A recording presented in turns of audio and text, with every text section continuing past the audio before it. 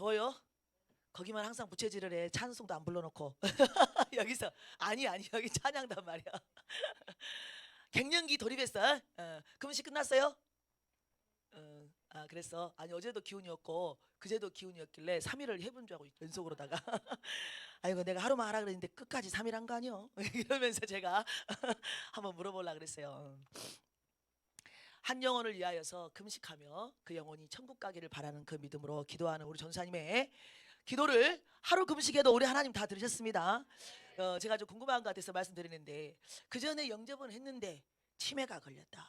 그리고 뭐 영접하고 나서도 그렇게 뭐 신앙생활 뜨겁게 하지도 않고 내가 볼 때 아리까리은 그냥 뭐 따라하는 그런 영접 수준이다. 그래도 그래가지고 나중에 치매가 걸려가지고 이제 이게 모른다. 기억이 안 난다. 영접한 걸 모른다 이 말이에요. 그럴 때는 어떻게 하냐? 그거 우리가 그 신경 쓸 거 아닙니다. 누구 소관이에요? 하나님 소관이요. 아니 치매도 누구 소관이었어? 의사도 못 다룬다니까. 그 치매는 우리가 다 알고 있는 거잖아요. 기억이 안 나는데 치매라는 게 원래 기억이 안 나. 우리 양점순 할머니 지금 치매예요. 집사님. 그래가지고 지금 평일날에 막 응가도 묻혀갖고 오시고 그래. 옷에다가. 근데 그 젊으셨을 때 계속 행상을 하셨던 분이에요. 그래서 다리가 튼튼해요. 그분은. 그래서 연세가 지금 95세 좀 됐었을 건데 치매가 걸리셨어요. 기도 진즉부터 안 들리셨죠? 그런데 틈만 나면 가끔 가다가 날짜하고 상관없이 여기 와 계신다 안 계신다. 와 계신다니까. 일요일이 아닌데 와 계셔. 그냥 저 뒤에 그냥 가만히 계셔. 몇 년 전부터 그럽니다 지금. 그래서 제가 여기 살 때는 가끔은 나와서 이제 가시라고도 하고 또 차로 모시다 드리기도 하고 걷는 걸 워낙 잘하시니까. 지금은 더 심해져가지고 지금은 잘 안 오시고 또 막 요일을 잘 몰라요. 또 앞으로도 한번 왔다가 너무 좀 멀면 묻혀가지고 막 가서 씻어드리고 그랬잖아요. 이렇게 그런데도 그 안에 믿음은 치매하고는 상관이 없는 것입니다. 그 전에 정신이 멀쩡했을 때 내가 믿었던 거, 내가 영접했던 거, 그게 우리에게 우리가 아니라 하나님이 아시고 계시는 거예요. 우리는 안 돼도 우리는 막 아리까리해 걱정돼. 그래도 그 우리의 믿음 안에서 평안을 달라고 기도하시기 바랍니다. 또 중요한 건 이제 물론 우리 전사님은 다 알고 계시지만 워낙 이제 믿음이 이제 있어서 꼭 천국 가셔야 된다. 막 이런 근심이 있다 보니까 내가 더 뭘가 해야 되지 않냐? 막 이런 생각이 하는데 내가 뭘 더 해서가 아니에요. 이제 그게 까딱 잘못하면은 이 구원론에 쉽게 말하면 이단이라고 할 수가 있어. 이단. 우리의 뭔 열심히 들어가서 구원을 받고 안 받고는 절대로 아닙니다. 아멘. 어떤 한 권사님이 정말이지 교회의 특심입니다. 열심이라고요. 일꾼이라고 교회 일꾼. 평생을 73살까지 교사를 했습니다. 그 큰 교회에서 교사를 했고 70이 넘으셔서 교사를 할 때에도 저한테 물어볼 정도였어요. 내가 70이 넘었는데 나는 교사를 하고 싶다. 그런데 70이 넘은 내가 교사를 하면 이 민폐가 아니냐 교회에. 그리고 또 애들이 내가 너무 나이가 많이 들어서 나를 싫어하면 어쩔 것이냐.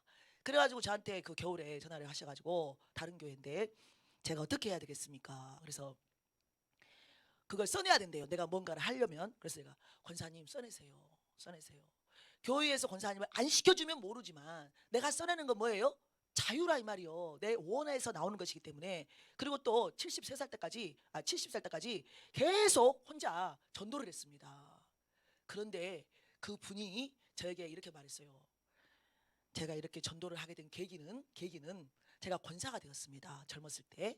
그런데 권사 비택을 받고 권사가 됐는데 남편님이 교회를 안 다녀. 그 남편님이 저기 뭐 공무원이세요. 순천에.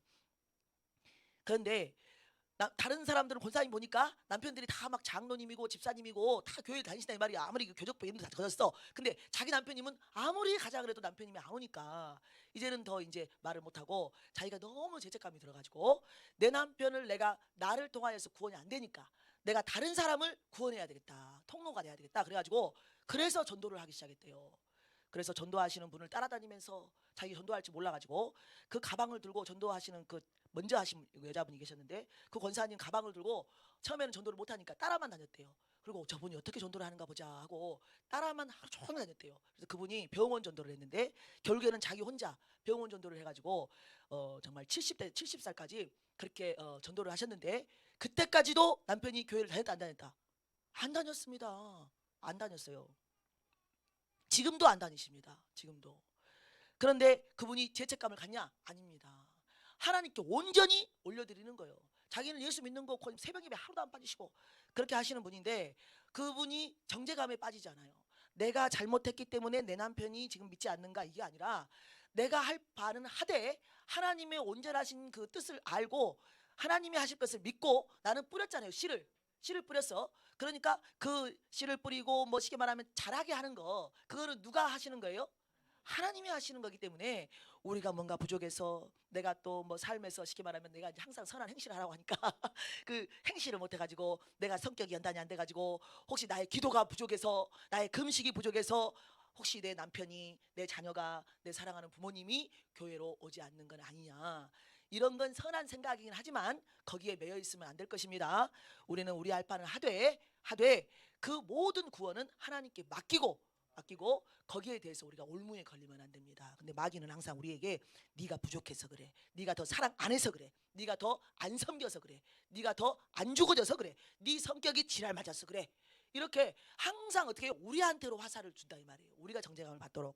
그래서 우리는 그게 아니라 우리가 하고 있다면 기도하고 있고 또 가정 안에서 추구해 나아가면서 그가 하나님께로 돌아올 수 있도록 내가 할 바를 하고 있다면 정죄감에 빠지지 말고 그냥 기쁨으로 하나님께 맡기고 기도해 주시기 바랍니다.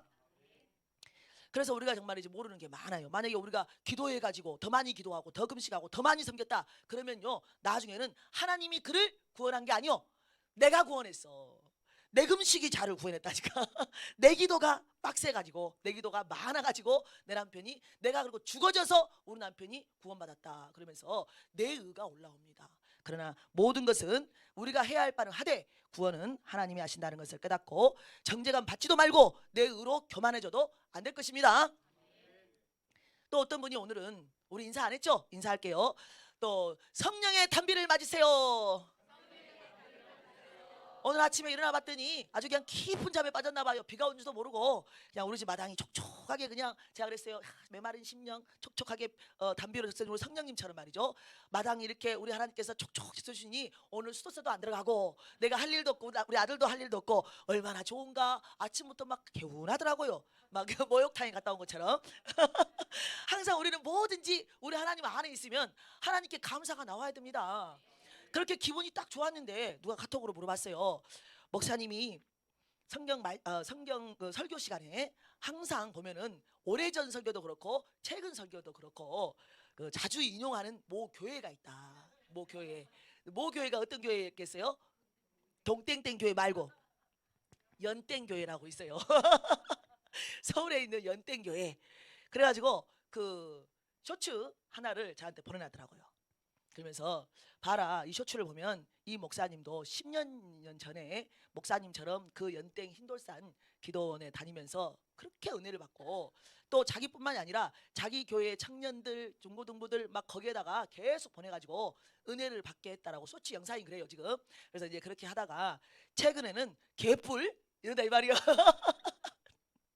뭐, 뭐 순교의 믿음, 뭐 순교의 믿음 개뿔 이러다 이 말이에요. 순교는 뭐 웃기고 있네 이러면서 그런 영상이더라고요. 그러면서 왜 이게 이런 영상이 됐더니 결국엔 뭐냐면 연땡 교회 굉장히 크잖아요.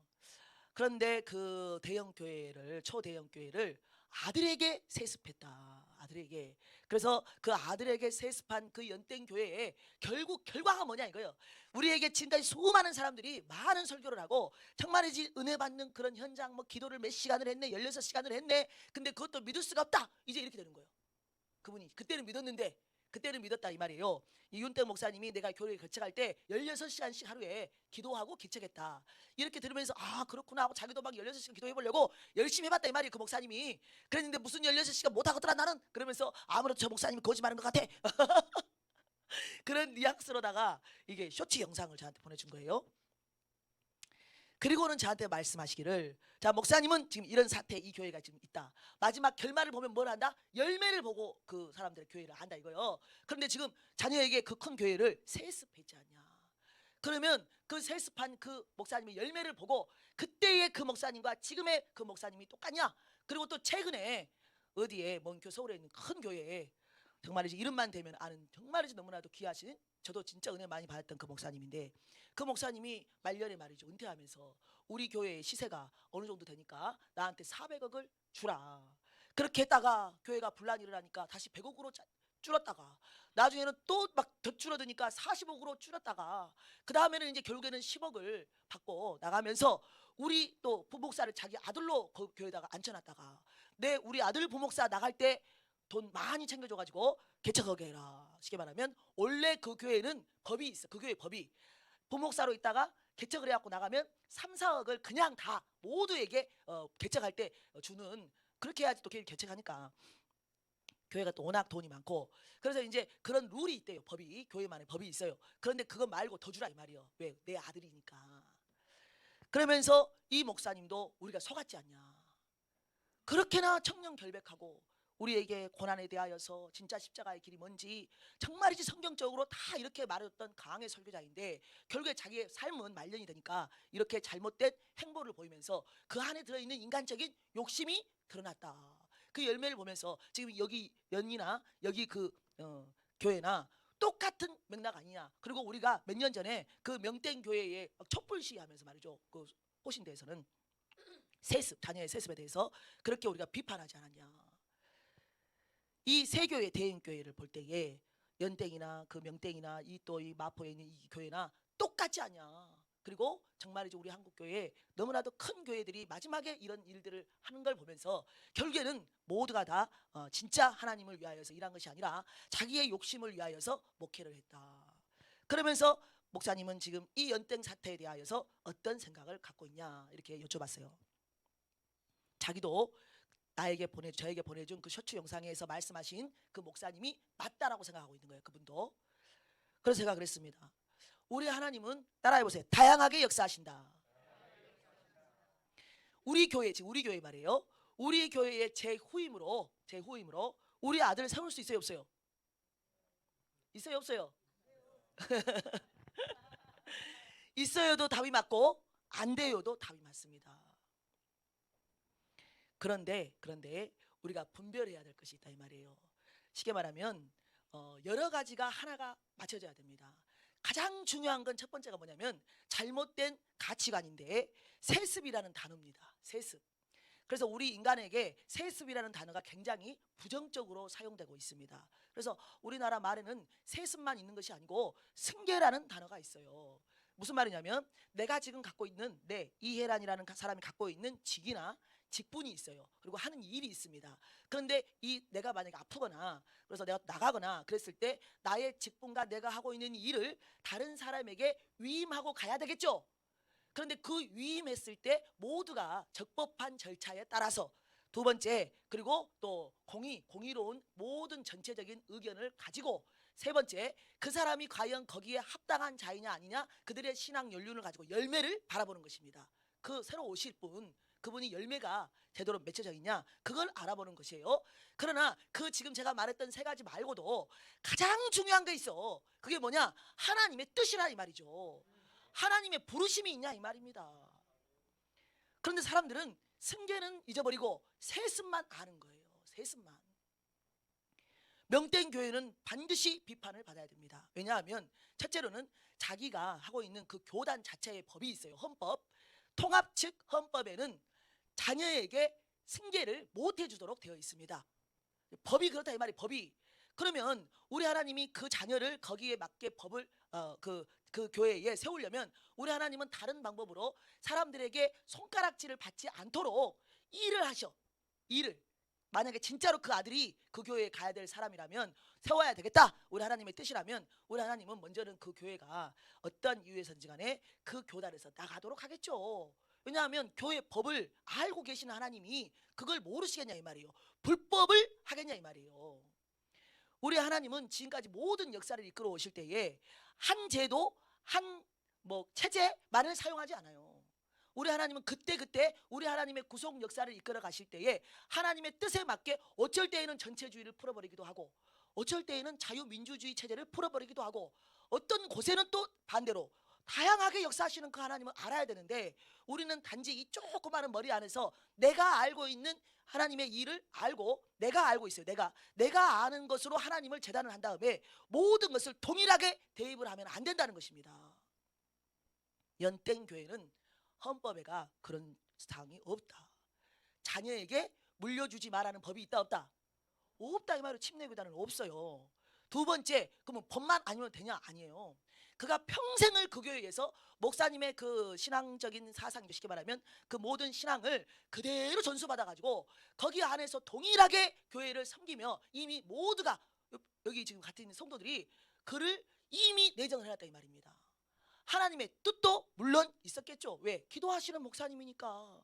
그 기도하시는 목사님이라고 해도 그 목사님의 열매가 만약에 집을 막 몇 채, 5채, 6채 막 미국에다 땅 사놓고 막 그렇게 해서 막 선교단체니 뭐니 하고 막 자기 명의로 다 해놓고 이렇게 열매가 있는데 그 열매를 통하여서 저 아들에게 저걸 물려주고 싶구나 이렇게 하면 우리도 의심을 할 텐데 그 목사님 명의로 된 거 있다 없다?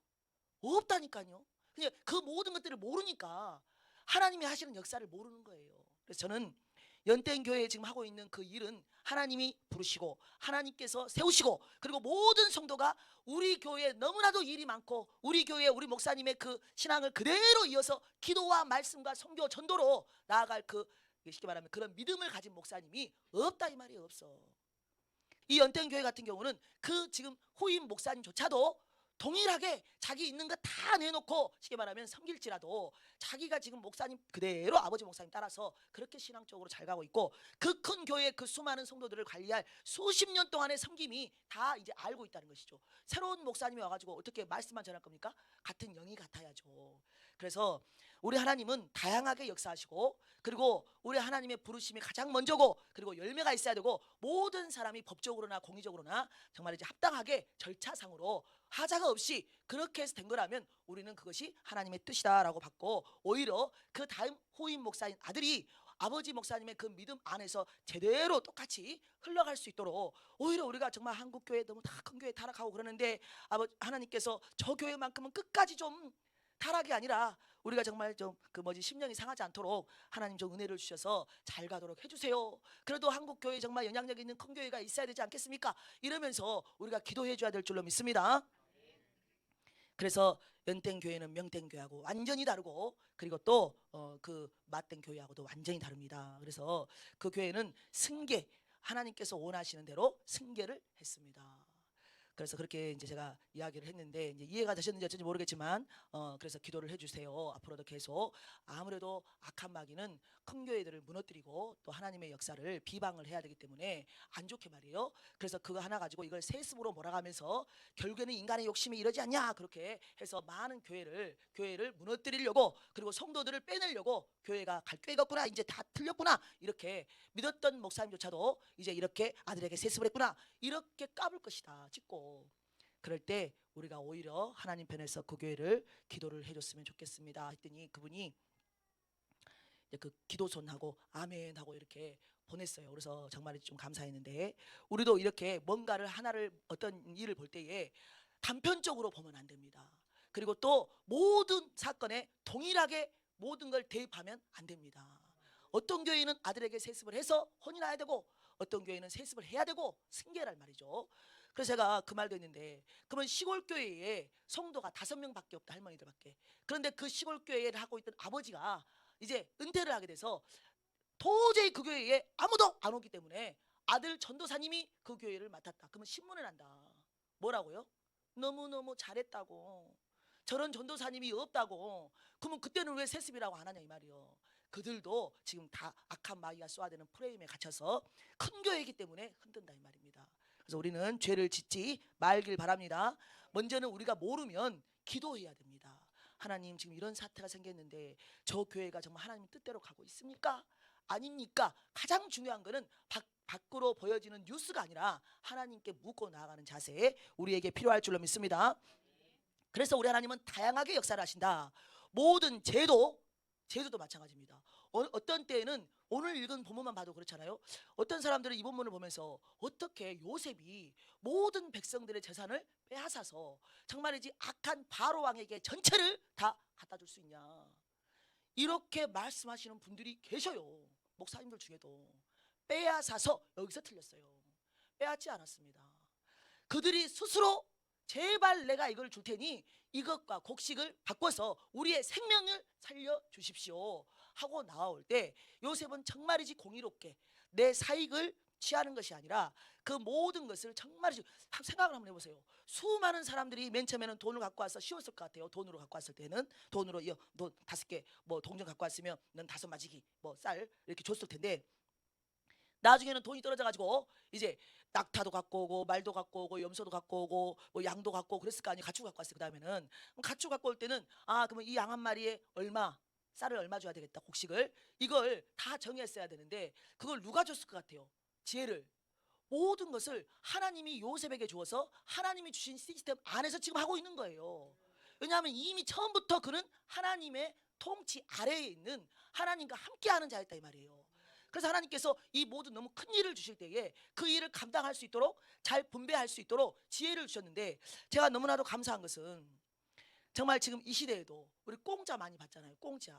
그런데 우리가 지금 죽게 생겼나이다, 우리 좀 도와주세요 할 때 무상으로 준 게 하나도 없어. 무상으로 준 게. 우리 하나님은 일하지 않는 자는 정말 먹지도 말라 그러잖아요.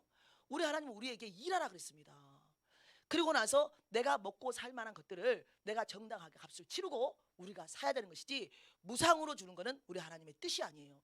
근데 이 요셉도 항상 뭔가를 그들에게 줄 때 바꿔주는 거예요. 바꿔줘. 물물 교환을 하든지 아무튼 현찰로 받든지 항상 바꿔주고, 마지막에 가서는 그들이 뭐라고 하냐, 이제 지금 7년이니까, 6년이 마지막에 가서는 그 모든 것들을 다 주고도 이제는 뭐밖에 안 남았어요? 자기 몸하고 땅밖에 안 남은 거예요. 근데 지금 흉년 기간이기 때문에 씨를 뿌려도 난다 안 난다? 다 망해버린다니까. 흉년이라고, 흉년. 근데 이 애국 같은 경우는 창고에다가 곡식을 저장할 수 있는 그런 나라가 아니에요. 왜냐하면 너무나도 풍성한 곡식을 매년 수확하는 정말 이제 곡창지대라 이 말이에요, 애국은. 그래서 창고를 지어서 그걸 쟁겨놓거나 뭐 이런 일이 없어요. 그런데 하나님께서 미리 보여주셔서 지금 쟁겨놓은 거 아닙니까? 그런데 이때 왔을 때에 내 토지까지도 이제는 드릴 테니 이것과 곡식을 좀 바꿔주세요. 여기에서 우리가 알아야 되는 것은 무엇이냐면, 그렇구나. 정말 지금 우리에게 어려움이 닥쳤을 때에는 우리가 믿고 있던 돈, 우리가 믿고 있던 뭔가 물질, 그리고 사람 인맥, 그리고 모든 땅, 이게 필요하다 안 필요하다? 필요하지가 않는 거예요. 뭐 제일 중요한 게 뭐예요? 생명이래요. 생명. 내 목숨 말이에요. 내 목숨인데 지금 여기에서 요셉은 예수 그리스도 예표 아닙니까? 그러니까 우리는 지금 먹고 사는 문제에 있어서 내가 정말 죽게 생겼을 때에는 나의 있는 모든 소유를 다 주고 내 땅, 쉽게 말하면 나의 자유까지도 내어주면서 당신의 종이 되겠나이다 그러잖아요. 노예. 내가 당신의 종이 될 테니까 내 생명만큼 살릴 수 있도록 곡식 좀 주세요. 이렇게 하듯이 내 육신의 생명을 위해서는 내가 노예, 종도 될 수 있는 그런 형편처지라면 가치가 뭐겠어요? 생명밖에 없는데, 이제 우리는 예수 그리스도를 통하여서 영원한 생명을 가져야 하는 지금 이때를 살아가고 있다는 것이죠. 그래서 우리 주님께서는 나는 하늘에서 내려온 산 떡이라 그랬잖아요. 그래서 지금 우리가 먹고 있는 이 곡식이 아니라 나를 먹어야지만이 내가 영생이다 라고 말했어요. 나를 먹는 자, 내 떡을, 내가 주는 떡, 내가 하늘에서 내려온 산 떡인데 나를 먹는 자는 영생을 한다 그랬잖아요. 영생. 그리고 그 하나님 예수님이 주시는 그 떡을 먹는 자는 줄이지도 않아. 계속 안 먹어도 돼. 하나님께서 주시는 그 영생을 가진 자는 매일매일 배가 부른 거예요. 매일매일 고프지가 않는 거예요. 예수가 있으니까. 왜? 영원한 생명, 영생이라 이거예요. 그래서 우리 하나님께서 이 본문을 통하여서 이걸 말해주고 싶은 거죠. 너희들은 너희 몸까지도 종이 돼가면서 너희의 생명을 위해서 다 바쳐서 그렇게 나와왔다면 마지막 때에는 그 없어지는 쌀떡 그게 아니라 영원한 예수 그리스도, 그 생명 되신 예수 안에서 영생을 누릴 수 있도록 어디 와서 뭘 살아? 예수께 와서 영생을 살아 그 말입니다. 근데 예수가 없어. 예수가. 하나님께서 뭐를 약속하시고 하나님께서 이 교회를 통하여서 무엇을 위하여서 교회를 세우셨고 하나님께서 무엇을 위하여서 예수 그리스도를 십자가에서 죽이셨는가, 그 뜻을 알아야 되는데 교회가 지금 뭘 하고 있냐 이 말이죠. 오늘도 제가 막 열이 뚜껑이 열리려고 그러더라고요. 왜냐하면 교회는 목적을 정확히 알아야 됩니다. 우리 하나님이 짐승을 주고서라도 내 생명, 인간의 생명을 위하여서 다 갖다 바쳐. 오늘 여기 본문에 짐승 내 안에 내가 그렇게 키우던 아이고 내 채애견, 나의 반려견, 이거 뭔 소용이 있냐고요. 지금 하나님은 나의 목숨을, 사람 쉽게 말하면 사람의 목숨을 위하여서 이 땅에 있는 모든 물리적인 것이 필요치가 않다 이 말이요. 사람의 영혼을 위하여서 우리 하나님은 오셨다 이 말입니다. 우리를 뭐 하려고? 구원하려고. 그래서 교회를 세우셨는데 교회가 이제는 어떤 선교를 하냐면 생태, 환경, 선교, 이게 생태 환경 선교래요. 난 그래서 궁금해가지고 생태 환경 선교? 선교라는 이름을 왜 붙이냐 이 말이 선교를.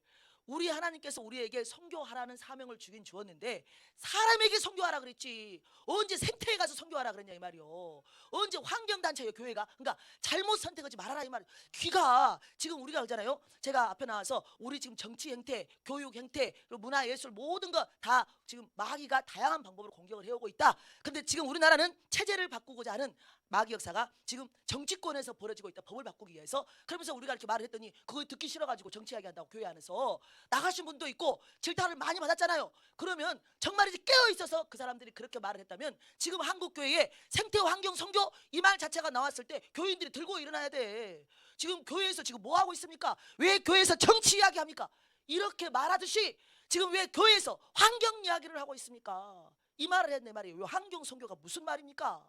이게 지금 교인들 입에서 나와야 되는데 정치는 막 피를 토하면서 못하게 말하고 못하게 맞고 환경 한다니까도 아우 너무너무 좋네. 그렇지 우리 하나님께서 생육하고 번성하라 그리고 이 땅을 다스리라 창세기 그 이야기 갖고 와가지고 지금 그 말을 하면서 지금 이제 우리는 환경을 살려야 되지 않냐. 환경도 우리 하나님께서 우리에게 주신 맡겨놓은 거 아니냐. 또 피조물들이 지금까지도 신음하고 있지 않냐. 그들의 해방을 위하여서 이런 구절들을 들이밀면서 그들이 지금 어디다가 신경을 쓰고 있냐. 그걸 한 교회 차원에서 하는 것도 짜증이 나는데 말이죠. 한 교단 차원에서 그런 것들을 한다면 정말이지 이 한국교회가 썩어 자빠졌구나. 이 소리를 안 할 수가 없다 이거죠. 그래가지고는 그걸 위해서 위원회를 만들고 그걸 위해서 돈을 갖다가 투자를 해. 누구 돈을? 우리들의 헌금을. 우리 하나님은 우리에게 사회적인 책임이라는 것이 있습니다. 우리 인간은 모두가 사회적인 책임 안에서 환경을 소중히 생각해야 되고 지켜야 되는 의무 책임이 있습니다. 왜? 우리 하나님이 우리에게 이걸 주셨으니까. 그러나 교회는 그걸 앞장서서 하는 데가 아니라 이 말이요. 교회는 오로지 제자 삼으라.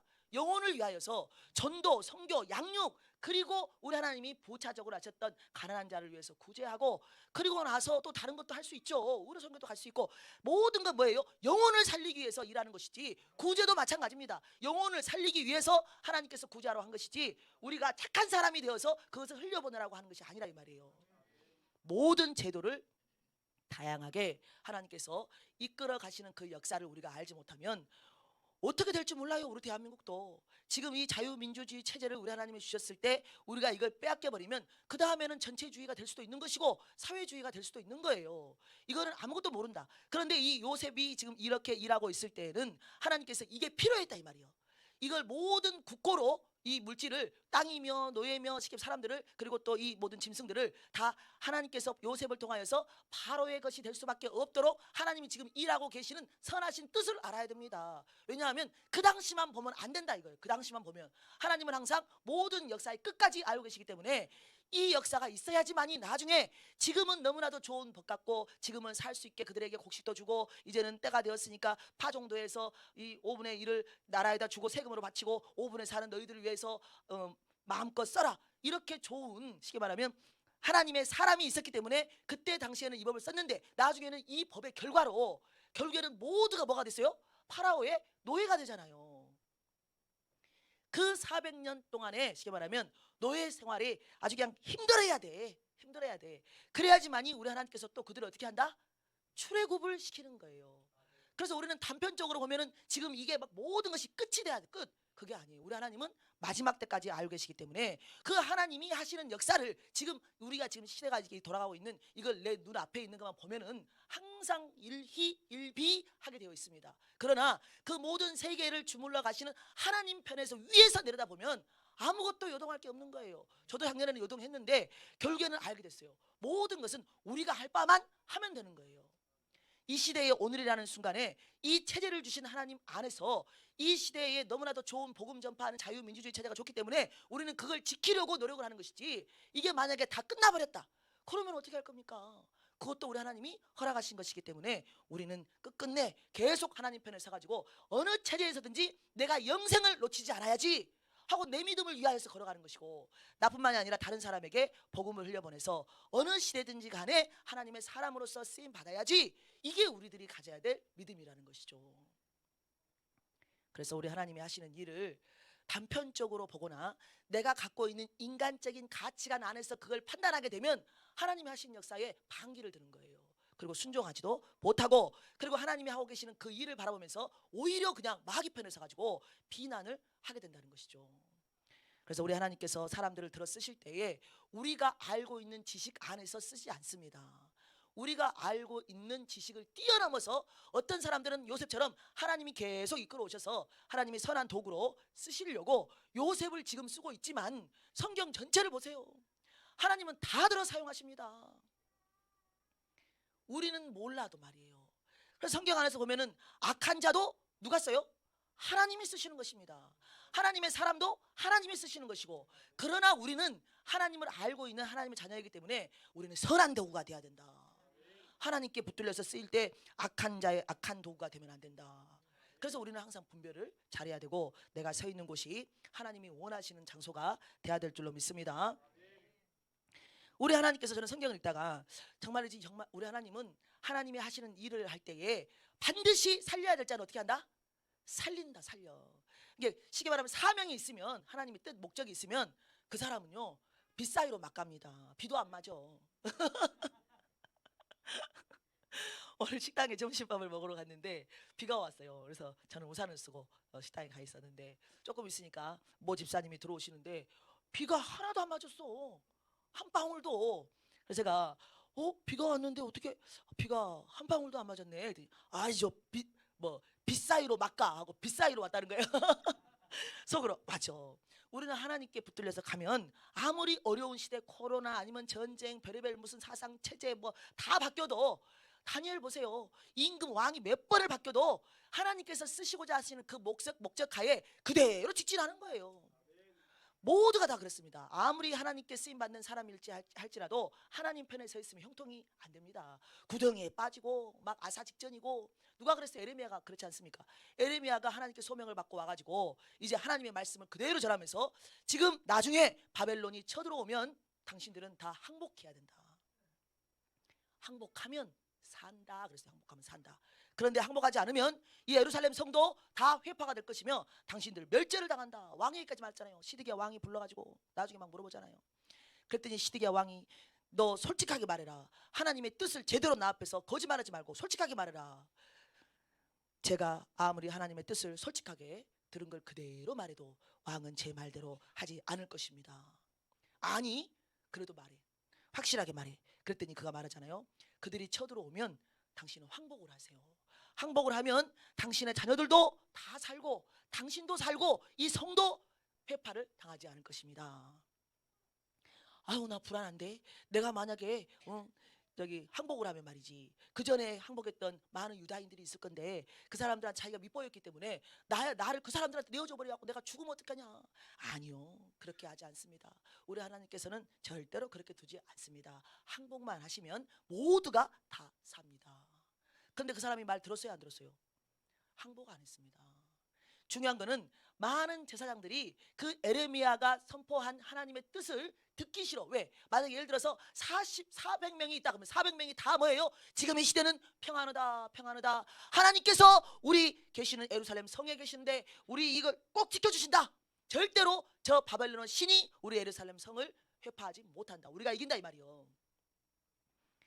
400명이 그렇게 말할 때 에레미야 혼자 아니다. 하나님께서는 심판하실 것이다. 바벨론을 통하여 몽둥이로 막대기로 쓰신다. 이렇게 말씀할 때 자기들과 다르게 말하는 그 에레미야를 죽여버리겠다고 말이죠. 물론 왕이 허락을 받고 너희들 마음대로 해라 그랬거든. 그러니까는 그 우물에다가 던져버렸잖아요. 그리고 밥도 안 줘. 아사 직전까지 올 때에 그 에레미야를 위해서 간청한 사람이 있었다 이 말이죠. 구스 사람 4시가 있었어요. 그 왕 옆에 지금 다른 나라 사람 이디옵 구스 시커먼 그 사람이 4시가 됐는데, 그 사람이 같은 나라 사람도 아닌데, 그리고 뭐 받아먹은 것도 없는데 우리 하나님께서 그 4시를 통하여서 그 에레미야를 살리는 역사를 보잖아요. 그리고는 그 에레미야를 살리기 위해서 그 왕에게 말하잖아요. 지금 에레미야가 그 우물 안에 빠져 있습니다. 그리고 그 자리 그곳에서 지금 음식도 떨어졌습니다. 이렇게 가만히 놔두면 그들이 그 에레미야를 반드시 죽게 할 겁니다. 그러니 그를 빼냅시다 라고 누가 말했어요? 구스 구스의 4시가 말했다 이 말이에요. 그러니까 우리 하나님께서는 그 한 사람을 통하여서도 하나님의 뜻을 이루기 위해서 에레미야를 살리는 역사가 있잖아요. 그러니까 하나님께 붙들려 있지 않아도 하나님께서 하나님의 뜻을 위하여 다 사용하신다 이 말이에요. 누구를요? 믿는 자나 안 믿는 자나, 믿는 왕이나 안 믿는 왕이나 다 사용하신다 이 말이에요. 때로는 안 믿는 자를 통하여서 심판도 하죠. 심판도. 그래서 바벨론을 통하여서 하나님께서 그 예루살렘을 때리기도 하고, 아수르를 통하여서 또 사네립을 통하여서 때리기도 하고, 우리 하나님께서 말씀했다 이 말이에요. 어떻게? 내 막대기다, 내 몽둥이다, 심판의 도구라고 말했다 이 말이에요. 그래서 이거를 역사로 보면 안 되고 하나님의 하시는 일로 봐야죠. 예전에 이렇게 설교를 한 목사님의 설교를 듣고 누군가가 그랬습니다. 아니 이런 게 나는 이해가 안 간다. 아니 이거 지금 역사인데 말이야. 역사. 왜 역사를 하나님이 그 나라를 들어서 심판했다고 하냐. 성경을 모르니까 그런 말 하는 것입니다. 우리 하나님이 그렇게 말하는 자가 있을 줄 알고 내가 그를 들어서 막대기로 몽둥이로 내가 사용했다. 누구를 치려고? 내 사랑하는 백성들이 하도 말을 안 들으니까 그들에게 심판하기 위해서 그들을 내가 들었었다. 그러면 그들을 들었을 때 왕에게 생각을 줘야죠. 그렇죠? 그래서 우리 하나님은 모두를 사용하시는 거예요. 하나님의 나라를 위하여서.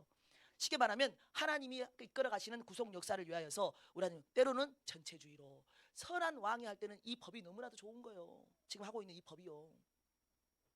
그런데 하나님께서 나중에는 악한 자를 사용하셔서 이제는 전체주의로 강력한 왕권을 가지고 이 이스라엘 백성들을 노예로 부리고 더 심하게 학대하는 자로 사용하고, 그리고 자기가 갖고 있는 이 모든 소유를 통하여서 무소불위의 권력을 휘두르잖아요. 악한 자가 되면 하나님께서 그 모든 것도 뭐한다? 허락하신다 이 말이에요. 그래서 어떤 교회에 악한 목사님이 들어왔어. 어떤 교회에 거짓 목사가 들어왔어. 어떤 교회에 싹군이 들어왔어. 이 모든 것 누구 탓이라고요? 하나님 탓이 아니요. 여러분들 탓이라고. 여러분들 탓. 받을 그릇이 된다 이 말이에요. 그때는 누가 필요한 거예요? 싹군 목사가 이 교회에 필요하다 이 말이에요. 교회 자체도. 왜냐하면 너희들 한번 매를 좀 맞아야 되겠다. 우리 생각에는 매를 맞을 때 좋은 목사가 와야 될 거 아니야. 그래서 그 좋은 목사를 통하여서 선한 방법으로 매를 때려주는 것이 우리 하나님의 방법이지 않을까? 우리는 생각하는데 우리 하나님은 그렇게 하지 않아요. 받을 그릇에게 좋은 물을 주는 것입니다. 더러운 그릇에게 좋은 물을 안 준다 이 말이요. 그걸 모르시더라고. 우리 교회에 오신 목사님은 모두가 좋아. 아니에요. 안 좋습니다. 우리 하나님께서 더 학대를 받도록 더 악한 자를 보내줄 수도 있어요. 그리고 나서 뭐 하려고요? 살려주세요. 도저히 저 인간하고는 같이 하루도 못 살겠어요. 이런 기도가 터져 나오도록. 그러면서 생각하겠죠. 어쩌다 우리 교회가 이런 형편처지가 되었는가? 어쩌다 우리 교회가 저런 싹군이 들어왔는가? 어쩌다 우리가 소경이 되어가지고 저런 거짓 목자를 우리 교회에다가 세워놨는가? 다 뭐 성도들이 하니까 그거를 투표하잖아요. 그걸 자기들이 알게 해서 어디서 우리가 떨어졌지? 우리가 어디가 소경이 돼서 저런 목사를 우리가 선임을 했지? 자기들이 내가 어디서 속았지? 이걸 알게 해서 바꾸려고 계속 기도할 수 있도록 하나님이 계속 악한 자를 쓰신다 이 말이에요. 한국 교회 동일하다 이 말이에요. 한국 교회도. 그리고 대한민국이라는 나라도 지금 이렇게 흔들고 계실 때 이걸 원하기 때문에 그렇습니다. 그걸 알고 가는 자들이 먼저는 기도해야 될 것이며 먼저 회개해야 될 것이며, 내가 먼저 알았으니 너희들은 너무나도 소경이구나 하면서 그들을 정죄하는 것이 아니라 오히려 우리에게 더 많은 달란트를 주셨다고 생각을 하고, 그리고 나서 하나님이 원하시는 일을 해야 되는 것이죠. 그래서 우리 하나님 뭐라고 말씀하시냐면 잠언에 보니까 왕의 마음은 흐르는 물줄기 같아서 주님의 손안에 있다. 왕의 마음, 생각이 흐르는 물줄기 같다 이 말이에요. 그래서 그 물줄기를 주님의 손아귀에 있다. 그러니까 주님이 이리 틀면 물줄기가 이리 가는 것이고 하나님이 또 저리 틀어버리면 이쪽으로 가는 거예요. 여기를 막으면 물줄기가 안 나오는 것처럼 모든 것은 주님이 원하시는 대로 간다 이 말입니다. 그래서 이 모든 세계의 나라도 또 교회도 하나님이 지금 원하시는 대로 가는데, 여러분들이 착각하면 안 될 것은 내 안에 내가 악한 기질이 많으면 악한 자대로 도구로 쓰임 받을 것이며, 내가 우리 하나님 안에 속해 있고 하나님의 뜻대로 살고자 결단하고 나아가는 하나님의 선한 도구가 되고 싶어서 기도하고 나아가는 자라면 우리 하나님이 그를 반드시 선한 도구로 사용하신다. 그래서 바로 왕 악하게 사용했죠. 그 사람이 착한데 하나님이 그를 악하게 만들어서 순종하지 못하도록 10가지 재앙 맞을 때까지 완악하게 하신 게 아니라 이 말입니다. 가론 유다도 원래는 착하고 좋은 사람이었는데 그가 예수를 팔도록 하나님께서 부추긴 것이 아니라 이 말이요. 그 안에가 뭐가 들어있었어요? 이미 악이 들어있었습니다. 자기의 욕심이 들어있었습니다. 그런데 우리 하나님께서 그거를 내버려 둬 버리면 그들은 계속 악으로 치닫는 거예요. 그래서 우리는 끝까지 하나님께 붙들려 있기를 소망해야 됩니다. 주님께서 그가 원하시는 대로 이끄신다. 얼마나 감사한 소리인지. 우리가 하나님께 붙들려 있기 때문에 이리로 가서 길이 막힌 것 같아도 그것도 우리 하나님 막으신 거예요. 성교를 갔는데 막혔어. 막은 거 누구예요? 하나님이라 이 말이. 우리는 뭐 하기 때문에? 동기. 하나님의 뜻대로 우리를 내놨다 이 말이에요. 그래서 우리는 그 모든 성경 안에서 다양하게 역사하시는 하나님을 봐야 될 줄로 믿습니다. 그래서 그 많은 사람들이 뭐라고 칭송을 하냐면 나쁜 열매가 맺혔다면 요셉이 한 모든 일이 그들이 와서 이렇게 말하지 않았겠죠. 25절에 보니까 그들이 이르되 주께서 우리를 살리셨으니, 지금 바로한테 말하는 게 아니에요. 요셉에게 와서 당신이 우리를 살렸다라고 말하는 거예요. 우리 하나님께서 하시는 모든 일은 살리기 위해서지 죽이려고 하는 것이 아니고 남의 것을 빼앗아서 다른 사람의 배를 불려주려고 하는 것이 아닙니다. 나에게 뭔가 선한 감동이 와서 내가 뭔가를 다른 사람에게 흘려보내서 내게 있는 것이 없어졌다, 빼앗겼다, 아이고 이거 순종 안 하면 괜히 무섭네 그러면서 했다 할지라도 그 모든 것은 빼앗긴 게 아니고 내가 하나님께 그냥 뭐 드린 게 아니라 이 말이요. 우리 하나님은 그 모든 것을 나중에는 갑절로 다 채워주시는 분입니다.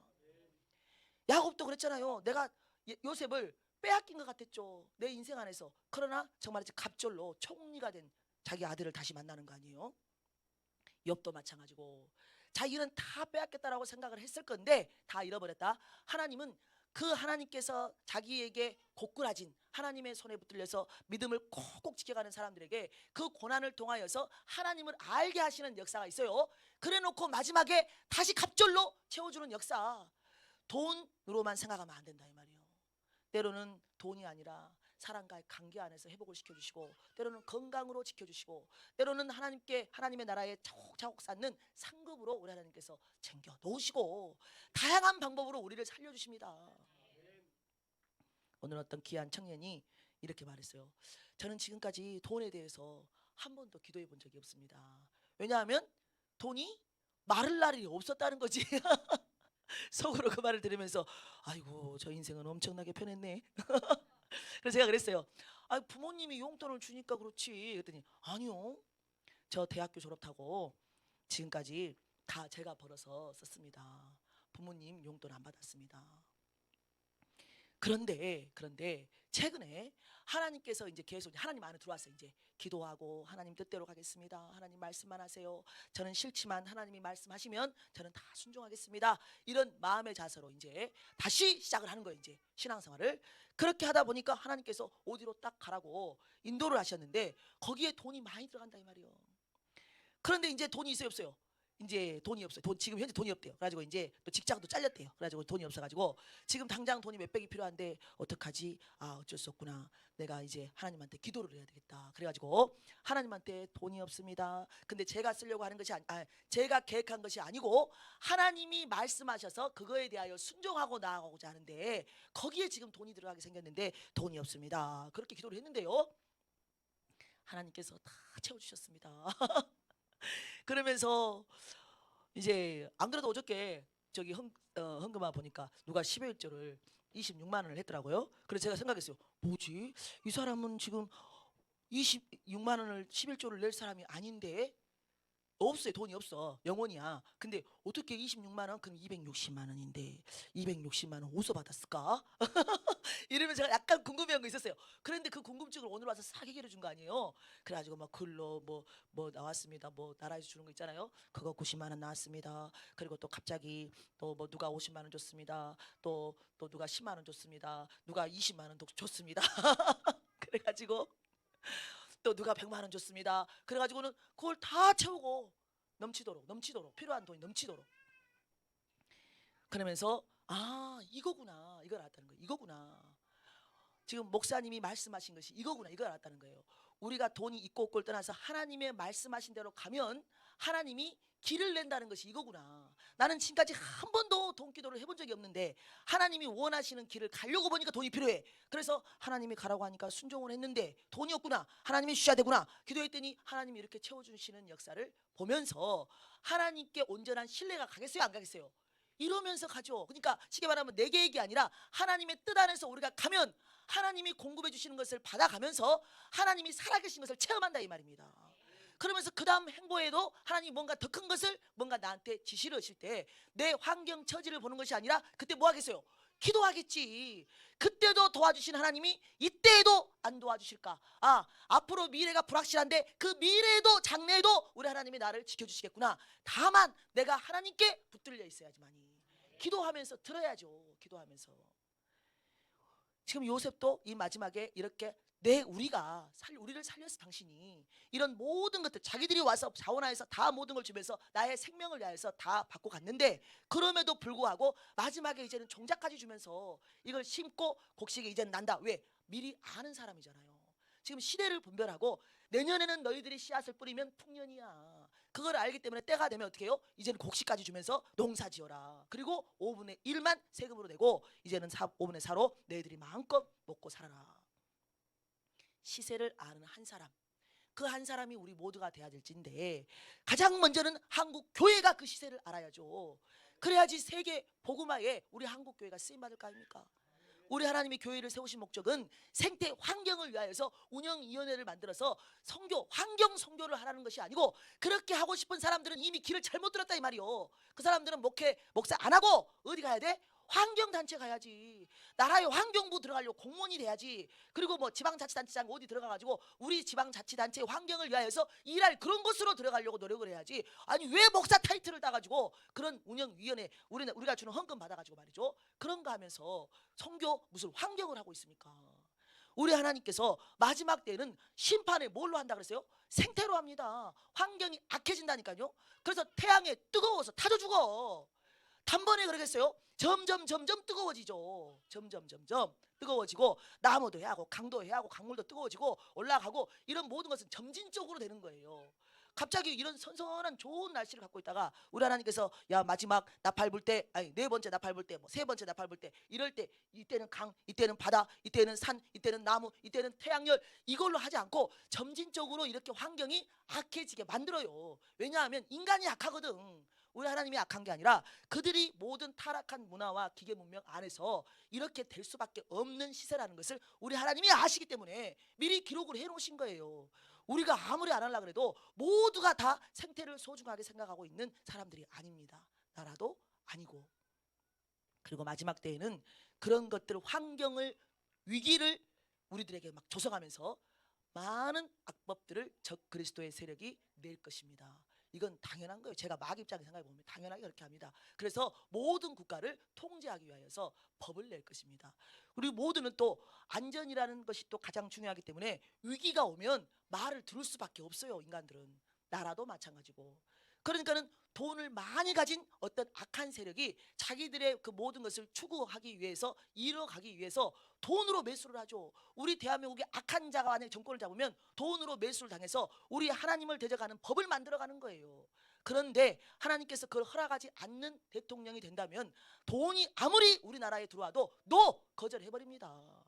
이건 뭐 우리나라뿐만이 아니고 모든 세계적으로 일어나고 있는 일이다. 아멘. 모든 세계 적 그리스도의 세력이 누구를 타겟하냐면 우리나라를 타겟하는 게 아니에요. 전 세계를 타겟합니다. 그래서 가장 중요한 거는 동성애를 풀어버리는 거예요. 인간이 타락을 해야 돼.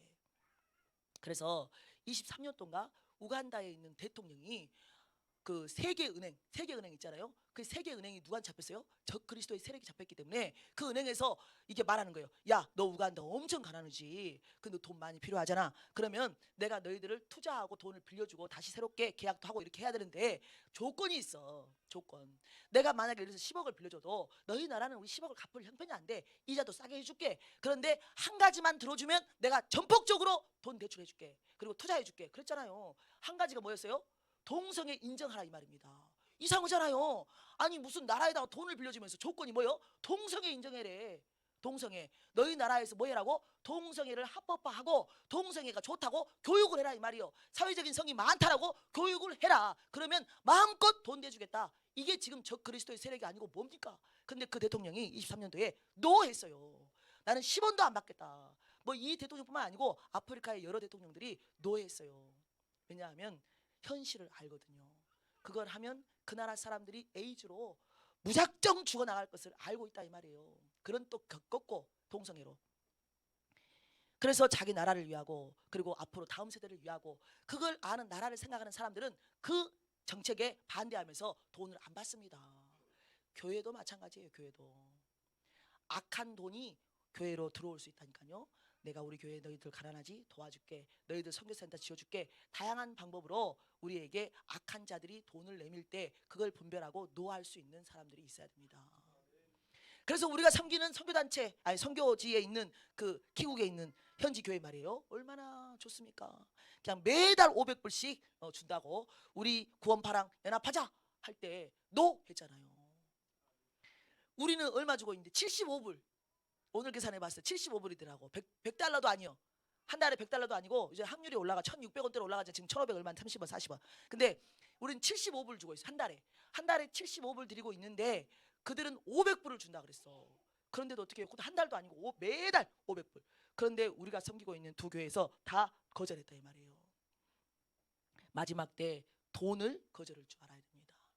마지막 때 우리 영광교회도 돈보다는 어떻게? 생명을 위하여서 예수께 고꾸라지고 끝까지 영생을 거머쥐는 우리가 되기를 소망합니다. 그래서 우리 하나님은 제가 구구절절히 뭐 다른 것만 안 해도 이것만은 알아놓으셔야 된다. 우리 하나님은 다양하게 역사하시기 때문에 우리가 알고 있는 가치관 안에서 다른 사람 편의 말만 듣고 우리가 현혹되면 안 되겠습니다. 그래서 뭐가 진리인지 진실인지 그리고 하나님의 뜻이 먼저는 무엇인지 또 열매도 봐야 되겠지만 다양한 방법으로 우리가 정말 잘 분별하고 그리고 나서 모를 때에는 잠잠해야 된다. 알 때에는 말을 하되 진짜로 알 때에는 그러나 뭐를 이것도 긴 것 같고 저것도 아닌 이럴 때에는 그냥 잠잠히 있으면서 하나님께 물어야 됩니다. 그리고 뭘 하나님이 가르쳐 주지 않으면 저 같은 사람을 통해서 이렇게 말해 주는 거예요.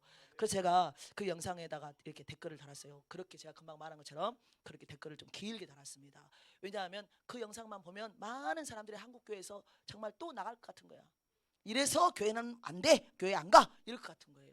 그래서 좀 높아심이 나서 댓글을 길게 달았는데 우리만큼이라도 정말 하나님의 눈으로 정말 하나님이 세계를 역사를 이끌어 가시는 그분 안에서 우리가 하나님 편에서 하나님께 고꾸라져 가지고 하나님의 손에 붙들려 있어야지. 그리고 나는 예수 그리스도라는 생명의 떡으로 영생을 거머쥐야지. 어떤 체제, 어떤 현실, 어떤 문화가 되었을지라도 나는 정말이지 애통하는 심령으로 욥처럼 하나님이 하시는 그 모든 말씀을 가지고 살아야지. 이렇게 결단하고 타락하지 않는 우리들, 타협하지 않는 우리들, 좁은 길에서 승리하는 우리들 한 사람이 되기를 소망하며 주여 한번 외치고 기도하시겠습니다.